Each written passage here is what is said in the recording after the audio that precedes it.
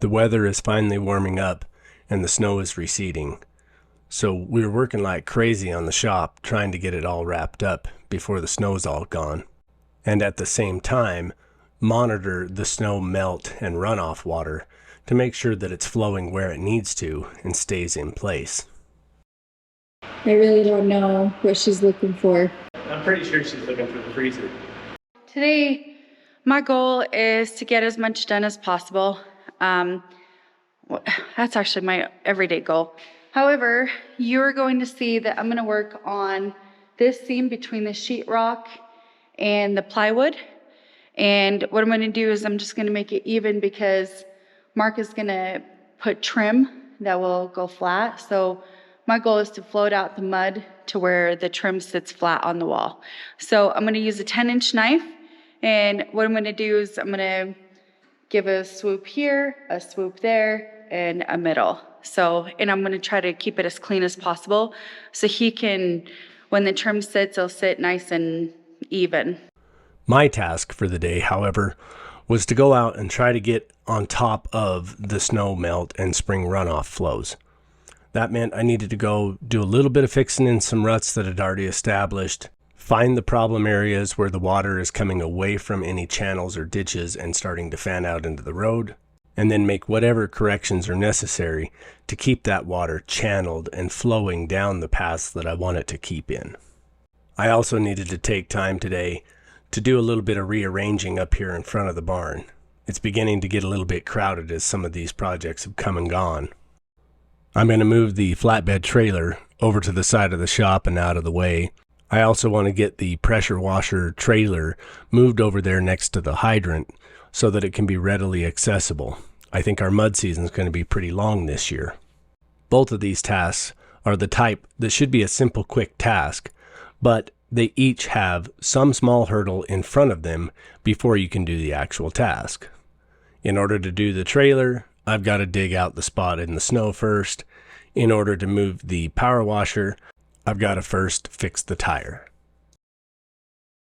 I'm hoping that these multi-layered tasks go pretty quickly so that I can get back into the shop. I'd like to get the drywall installed upstairs in the battery room so that we've got the last of the drywall for now. The only other drywall we'll have to worry about is in the kitchen room. We're not worried about that room just yet. We want to get this shop wrapped up so that we can get moving infrastructure, tools, and equipment into here and getting everything set up so that it's ready to use. So I got most of the walls. I'm gonna just try to scrape them as well as I go, just because once it's done, all we got to do is sand and then get painting. I have just a few areas to do in this area, but I just got to move things out. I feel like the shop is still really cluttered for me. So I'm going to take a minute and just clean some more, move some things around. That would help me tremendously if I could just move around the shop freely without getting things out of my way and such, and just have the tools that we need. While I was working on the wall, I have a special visitor at the shop. And I think we might need more nest boxes because she is looking to lay an egg, and I think she's getting kicked out of her other nest boxes. So I'm gonna see what she does.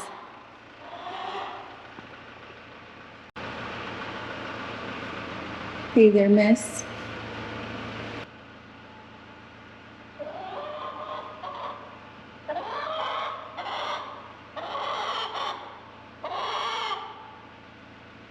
Yeah, muddy feet.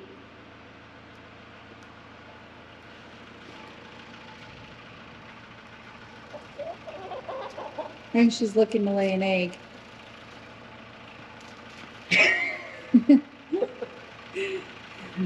I just saw that the chicken went behind the sheetrock. I think that's where she's gonna lay her egg. I think we need to build more boxes. No, she's like, nope, that's not gonna work. So she's still looking. She's so distracting, this chicken. All right, I'm gonna keep going. That silly hen must have thought that she was the project manager on this project or something, because she came down and she hung out all day to observe what we were doing. But now that Ola's back at it, she's making a good attempt at getting all of this skin coating patched up and the transition from the plywood to the drywall taken care of so that the trim will sit nicely. We've had a lot of comments and messages from people concerned about this fireplace, how close it is to the plywood walls. We've had plenty of fires in here this winter, and at no time has that plywood even been hot to the touch at all. That's because when we installed it, we took the time to place it very strictly in accordance with the manufacturer's specifications for distance from a combustible wall. And even though we do have plenty of space to not have to worry about it, I do have a pretty neat idea for a thermal break that I plan to build and install prior to coming into next winter season. And she finally found a spot that she was comfortable with and got her business done. This is right behind this door. And there it is. Breakfast nugget. I can't believe her. All right, girlfriend, what are we gonna do?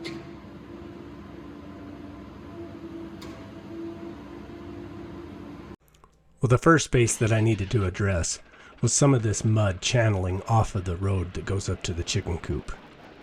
It comes down around the corner there and then just wants to run across the front of the shop. So I tried to open a couple of spots in the snowbank real quick where I could direct the flow and let it run off and come down the hill. Then I needed to dig a couple of little side cut trenches for it to deflect. I also wanted to take a second and flatten out the mud and the ruts that were already there. If it's flat with this much sun on it, it should dry out pretty quickly. Now, just for simplicity, I'm going to use the loader on the tractor as the jack to pick up this side of the trailer so that I can fix this tire. It was beginning to give me some issues last fall where it would slowly leak down after a couple of weeks and be flat. I'm fairly certain that that leak was coming from some weather checking in the sidewall of the tire. The tires are quite new on the tread, but there's a little bit of weather checking all throughout them on both sides. I don't want to replace the tires, however, simply because there's a good chance that this trailer may get repurposed. It's quite heavy duty and does have a braking axle. So for now, I'm just going to clean out the tire and put a tube in it to make sure that it stays aired up.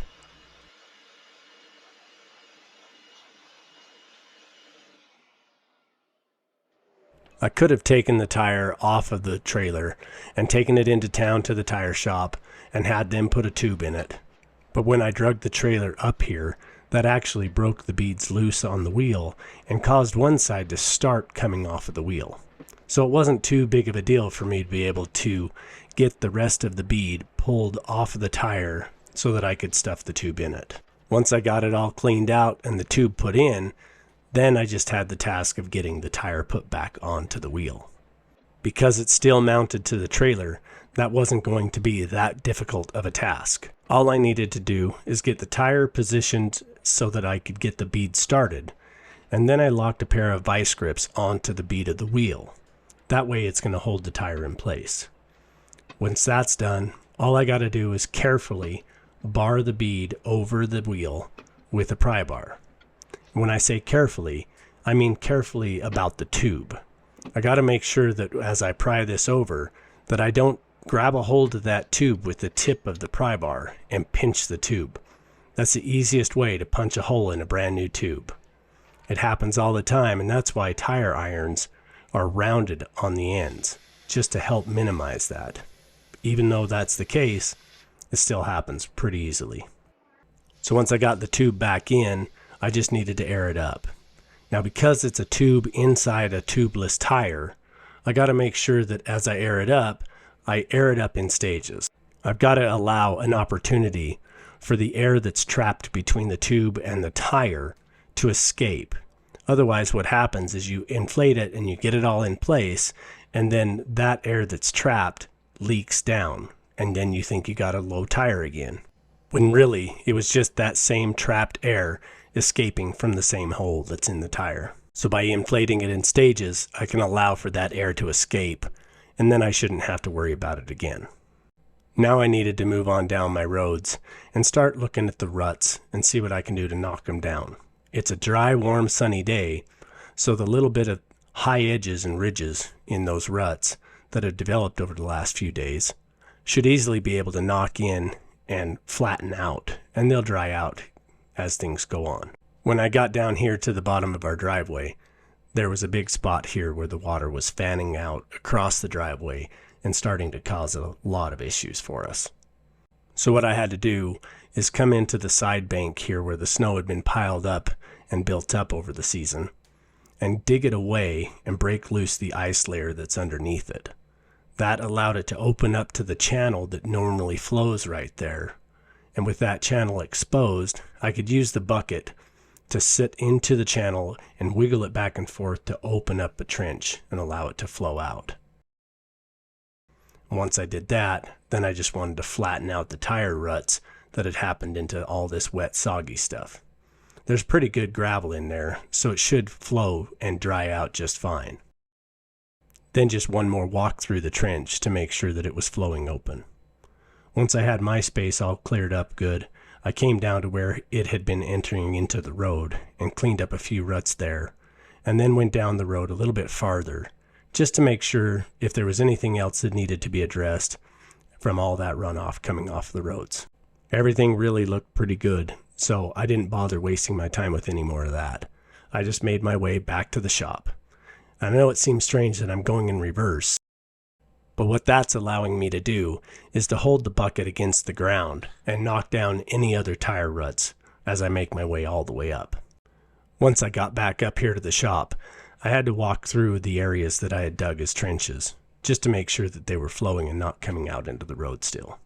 The little red hen decided it was time for a little walkabout in the sun and the mud, looking for any bugs she could find.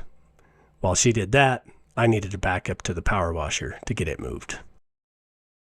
The next seemingly menial task that I had on my list was to dig out a space along the back side of the shop here, so that I could move the flatbed trailer from out in front of the shop over to the side where it'd be out of the way. The shape of the ground under the snow allows the water to flow from the front backwards, the direction that I'm pushing the snow with the excavator. This is all the snow that is coming off the roof and been snowblowed off the road above, so it's pretty dense and pretty firm. That's why I'm using the excavator to try to dig at it and push it back, and then using the dozer blade to push it back even farther and get it compacted and pressed out of the way.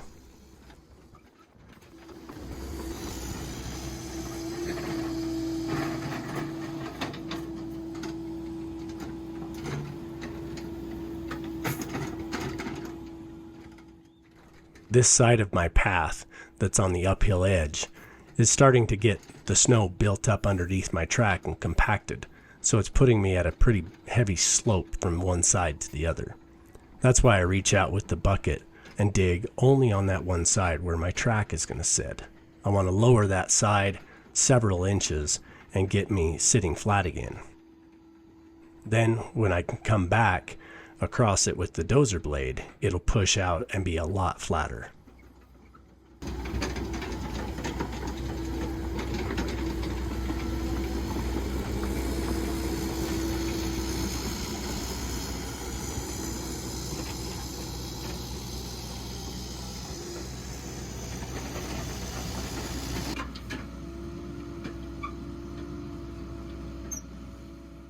With the bucket fully tucked on this excavator, it's rated for somewhere around 6,500 pounds of lift capacity.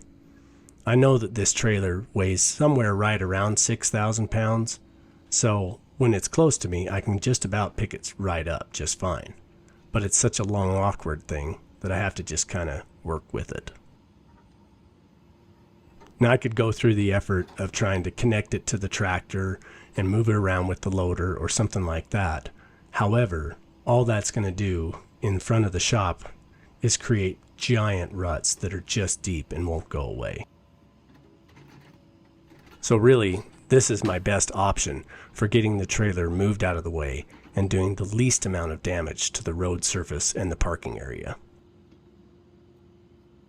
I just have to take it easy with the excavator and make sure that I'm not swinging the trailer around all crazy or moving too quickly. As long as my movements are relatively slow and easy and controlled, everything goes fine and it's not a big deal. If I'm doing something like this with the excavator, I try to make sure that I leave plenty of room when I hook it up with the strap or chains, that the bucket isn't going to run into any other part of the trailer accidentally.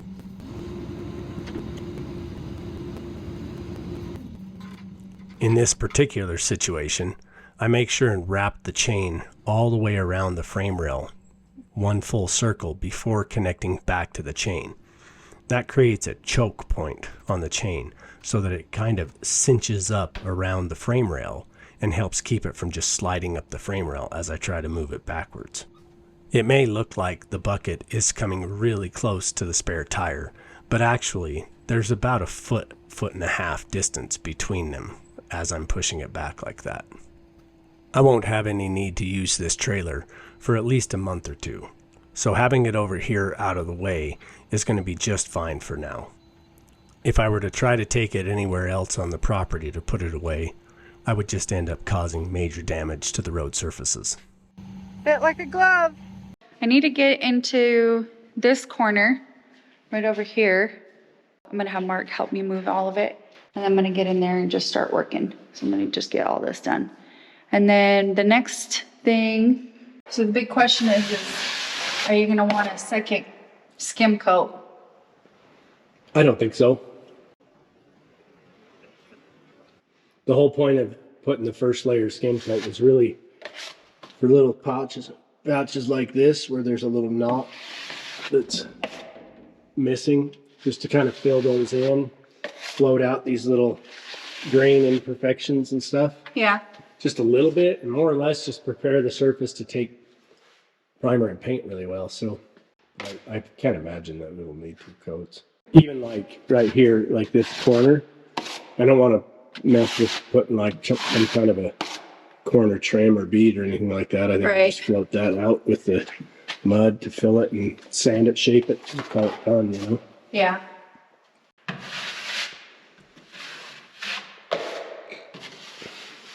That sounds good to me. I like that. Yeah.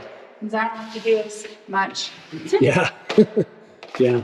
I think this can definitely save some time on that kind of thing. Like I said, it's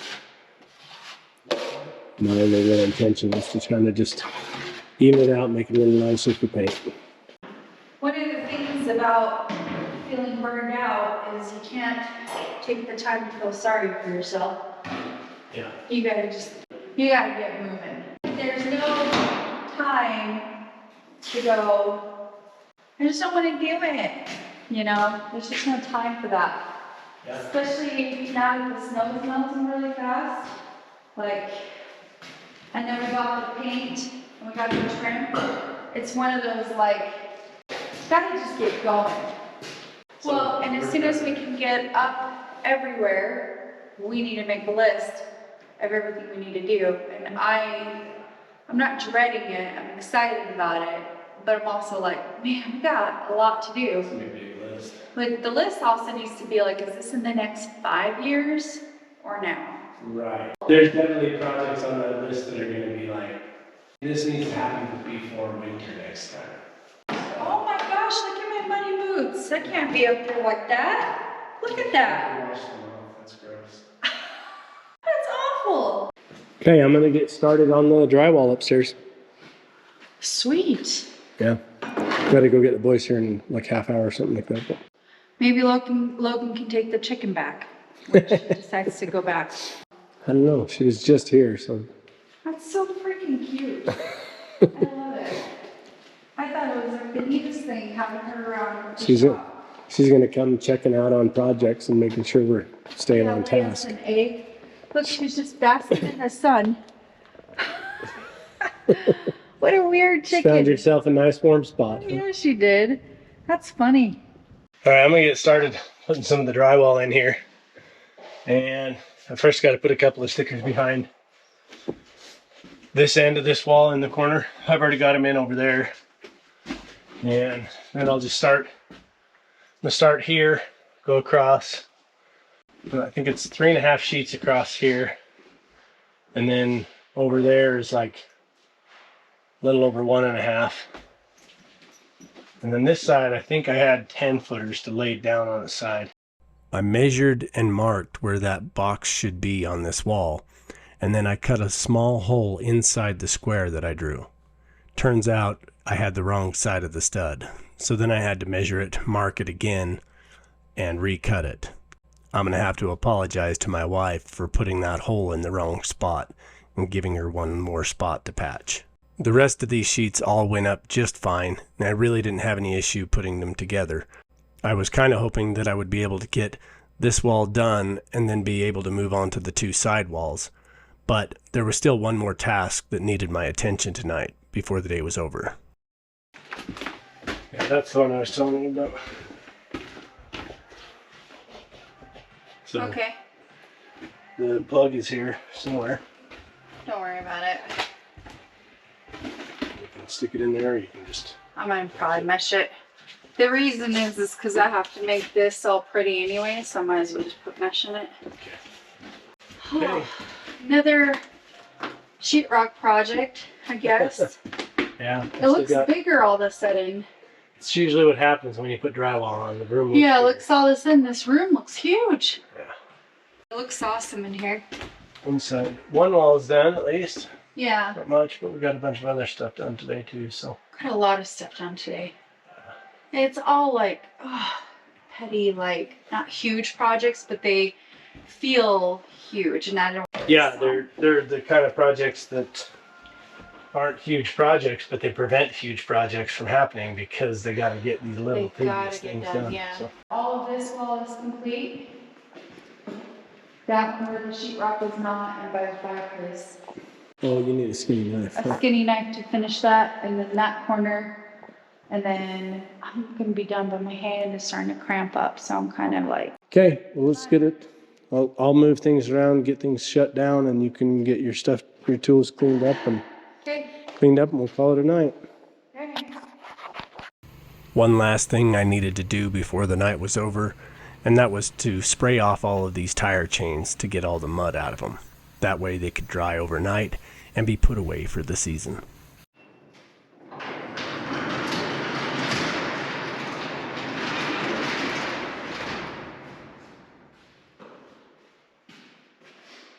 We were rewarded with this beautiful sunset on our way back to the house.